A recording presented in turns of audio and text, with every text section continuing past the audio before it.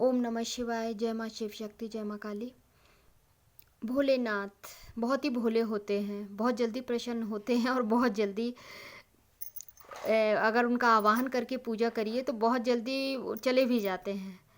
ये है कि अपने भक्तों पे बहुत जल्दी कृपा करते हैं भोलेनाथ। और महाकाल बोलिए, जिस नाम से भी आप पुकारते हैं भोलेनाथ, शिवलिंग जो भी है, तो शिवलिंग की पूजा जो है, वैसे तो उन पे एक लोटा जल अगर आप भाव से चढ़ाते ओम नमः शिवाय की चैंटिंग करते हुए, और अगर मंडे को पूजा कर रहे हैं, सोमवार के दिन पूजा करते हैं, तो ओम नमः शिवाय की जगह जब हम जल डालते हैं धीरे धीरे, जब हम अपने हाथ से जल को घुमाते हैं उनके शिवलिंग पे, जितना ज़्यादा हम घुमाते हैं ना भोलेनाथ उतना ज़्यादा खुश होते हैं। धीरे धीरे जो धार लगानी चाहिए बहुत धीरे में धार लगानी चाहिए जल की, और हाथ से घुमाना चाहिए ऐसे ऐसे पूरे उसको शिवलिंग पे रगड़िए उस जल को।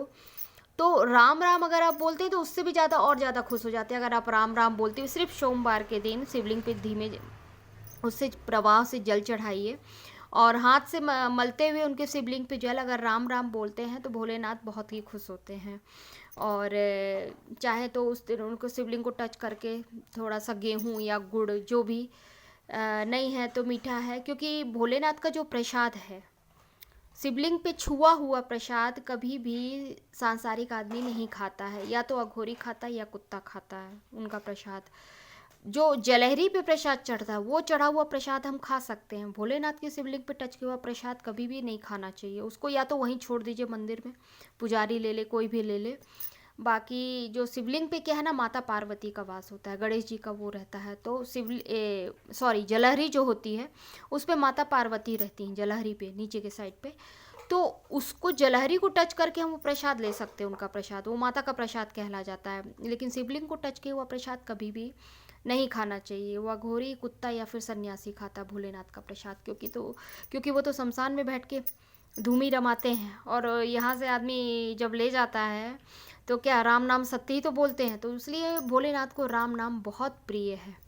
इसीलिए वो मुर्दे की जो भस्म होती है ना, महाकाल की जब सुबह की आरती होती है, पहले तो ताज़ा चिता से उनकी मतलब आरती भस्म आरती थी सुबह 4 बजे की महाकाल की।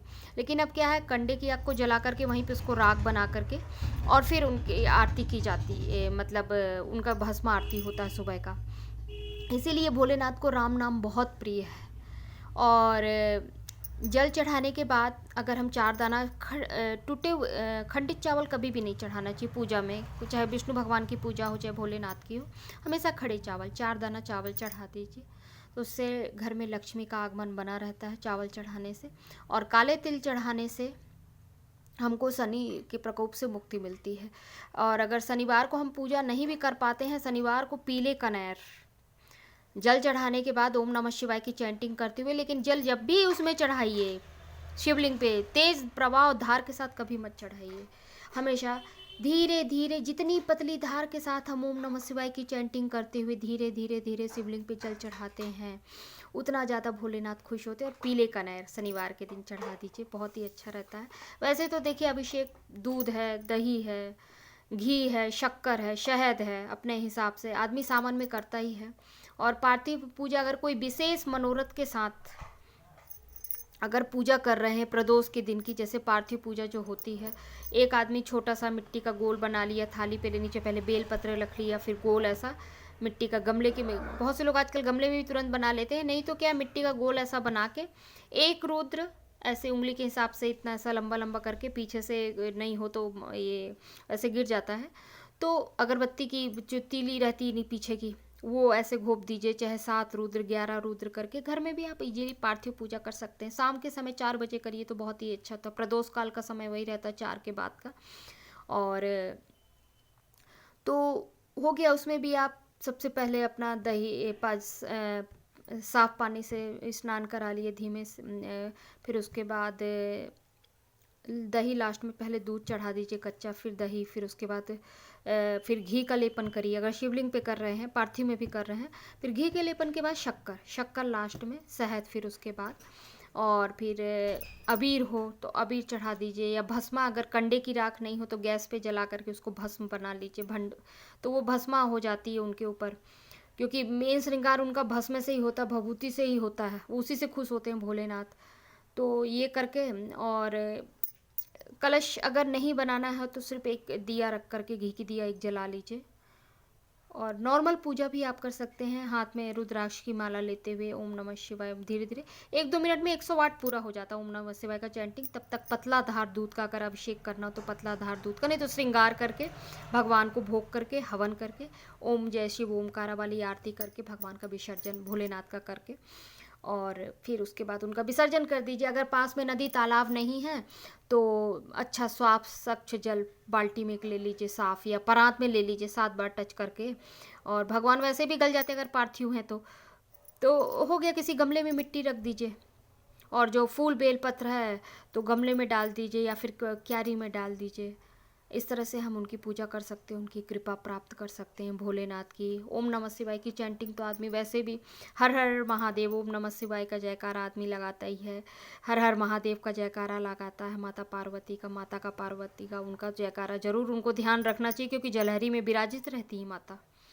तो उनको भी ध्यान में रखते हुए उनके हिस्से का, क्योंकि इसमें ना तो तुलसी का भोग भोलेनाथ को लगता है, ना माता को ही लगता, ना गणेश जी को, शिव गौरव परिवार में नहीं लगता है। तो जो भी भोग लगाइए बिना तुलसी का लगाइएगा उनको, अगर स्पेशली उनकी पूजा करते हैं। बाकी अगर पूरे उसमें आपके भगवान के देवी देवताओं के साथ बैठे हैं भोलेनाथ, तो एक बार समस्त देवी समस्त नवग्रह बोल करके, क्योंकि अगर सभी देवी देवता हैं और एक ही कटोरी में भोग लगाना है तो ऐसा बोल करके 3 बार पानी घुमा के, एक बार घंटी बजा दीजिए, उसके बाद फिर पानी घुमा करके, तो भोग ग्रहण का हो जाता है, सभी को भोग ग्रहण हो जाता है उस समय। अगर लड्डू गोपाल हैं, विष्णु भगवान भी हैं और राधा कृष्ण भी हैं, साथ में श्री रामचंद्र जी भी हैं, और एक ही शिवलिंग अगर हमने रखी है घर में, एक या तो छोटी शिवलिंग रहती ही रहती पूजा करने के लिए, आदमी त्रिपुंड बनाता है, क्योंकि वैसे भी डेली शिवलिंग में जल चढ़ाना ही चाहिए। हमारा कर्मा रिलीज़ होता है, हमारे जो भी पाप ग्रह होते हैं, यूनिवर्स महाकाल हमारे पापों को काटते हैं, तो रहते ही है। तो साथ में आप ऐसा पूजा कर सकते हैं। लेकिन अगर भगवान की कर रहे हैं, भोलेनाथ की कर रहे हैं, स्पेशली पूजा पे बैठे, प्रदोष के समय कर रहे हैं या सोमवार के दिन कर रहे हैं, अभिषेक कर रहे हैं, कुछ भी कर रहे हैं, तो उस समय तुलसी का भोग नहीं लगेगा, ना भोलेनाथ को लगेगा, ना माता गणेश जी को तो वैसे भी नहीं लगता खैर तुलसी का भोग। इस तरह से पूजा कर सकते हैं। और बाकी मन पे ये है कि विश्वास रखते हुए, श्रद्धा रखते हुए कि भोलेनाथ हमारा ये काम पूर्ण करेंगे, ये हमारा, ऐसी श्रद्धा भावना के साथ हम जो भी काम करते हैं वो हमारा ज़रूर पूरा होता है, ऐसा विश्वास रखते हुए कर सकते हैं। और अगर कोई वैसे फाइनेंशियल प्रॉब्लम आती है तो सोमवार के दिन कच्चा दूध शिवलिंग पे शाम के समय पे गोधूली बेला में चढ़ाना चाहिए। एकदम से अंधेला भी नहीं होना चाहिए। गोधूली बेला जो होती है सूर्य डूबने के बाद, और आसमान में तारे से निकलने का पहले का जो बीच का समय होता 7-8 मिनट का, वो गोधूली बेला कही जाती है। तो उस समय पे अगर कोई फाइनेंशियल प्रॉब्लम आती है या कोई बहुत बड़ी समस्या है तो कच्चे दूध से शाम के समय में भोलेनाथ को अभिषेक ओम नमः शिवाय के साथ करवा सकते हैं।